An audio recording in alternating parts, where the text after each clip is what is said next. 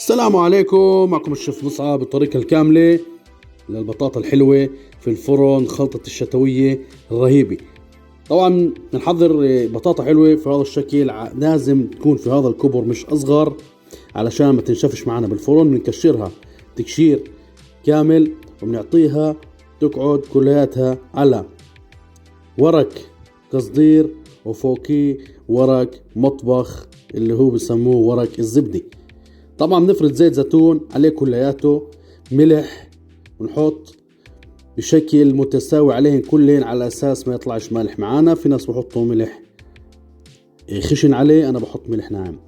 طبعا بنزيد الزعتر البري اللي هو التمين على كل حبة منهن. نزيد الثومة، طبعا الثومة هي طحنتها انا عندي في الميكسر على اساس ما تعطينيش كف كبير ويكون ناعمة وتكون وقت الاكل بسلاسة.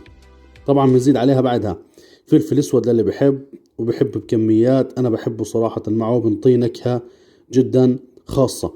بنلف حب البطاطا بهذا الشكل السكريات، ونلف عليه ورق القصدير او النيار كيسف شو بتسموه، بنحطه كلياته طبعا في قلب صينية اللي هي صينية الفرن. نوزعه، بتقدر تحطوا كميات اكبر من هيك.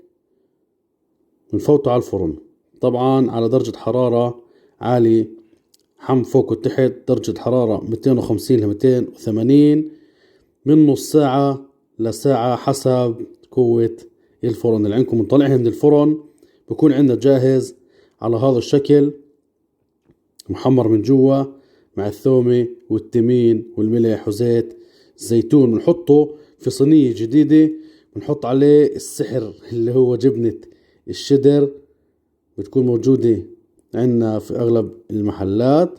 بنفوته على الفرن لمدة 5 دقائق يتحمر ويأخذ هذا اللون والنكهة الرهيبة. صراحة الجبنة تعطيه نكهة غريبة وعجيبة ورهيبة.